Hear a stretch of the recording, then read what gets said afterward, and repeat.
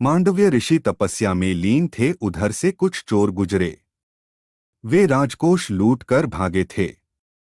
लूट का धन भी उनके साथ था। राजा के सिपाही उनका पीछा कर रहे थे। चोरों ने लूट का धन ऋषि की कुटिया में छिपा दिया और स्वयं भाग गए। सिपाही जब वहां पहुंचे तो चोरों की तलाश में कुटिया के भीतर गए। चोर तो नहीं मिले पर वहां रखा धन उन्हें मिल गया। सिपाहियों ने सोचा कि निश्चित ही बाहर जो व्यक्ति बैठा है वही चोर है। स्वयं को बचाने के लिए साधु का वेश बना तपस्या का ढोंग कर रहा है। उन्होंने ऋषि को पकड़ लिया और राजा के सामने ले जाकर प्रस्तुत किया।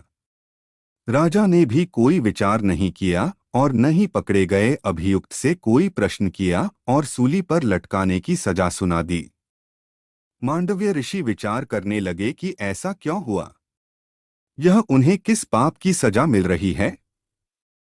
उन्होंने अपने जीवन का अवलोकन किया, कहीं कुछ नहीं मिला। फिर विगत जीवन का अवलोकन किया। देखते देखते पूरे 100 जन्म देख लिए, पर कहीं उन्हें ऐसा कुछ नहीं दिखाई दिया जिसके परिणाम स्वरूप यह दंड सुनाया जाता।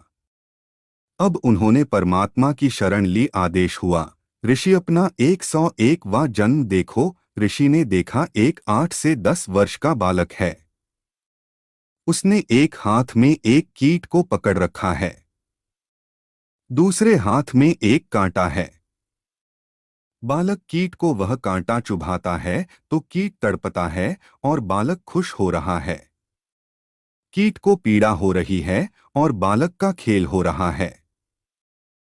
ऋषि समझ गए कि उन्हें किस पाप का दंड दिया जा रहा है, पर वह तो तपस्वी हैं। क्या उनकी तपस्या भी उनके इस पाप को नष्ट न कर पाई थी? ऋषि विचार ही कर रहे थे कि कुछ लोग जो ऋषि को जानते थे वे राजा के पास पहुंचे और ऋषि का परिचय देते हुए उनकी निर्दोषता बताई। राजा ने ऋषि से क्षमा याचना करते हुए ऋषि को मुक्त कर दिया। इतनी देर में क्या क्या घट चुका था। भगवान का न्याय कितना निष्पक्ष है, कितना सूक्ष्म है, इसे तो ऋषि ही समझ रहे थे। मन ही मन उस कीट से क्षमा याचना करते हुए वे पुनः अपनी तपस्या में लीन हो गए।